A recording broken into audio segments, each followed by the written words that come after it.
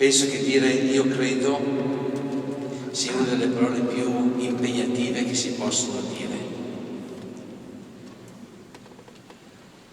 E quindi invitarvi ad andare a cercare dentro di voi quella fiammella che il Signore ha messo e dalla quale può nascere questa parola.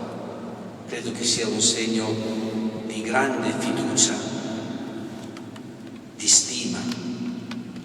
Siamo in grado di dire addio al Signore Gesù con la forza dello Spirito, in comunione con la Chiesa, ereditando questa parola dai nostri nonni, dai nostri avi, in un tempo come il nostro.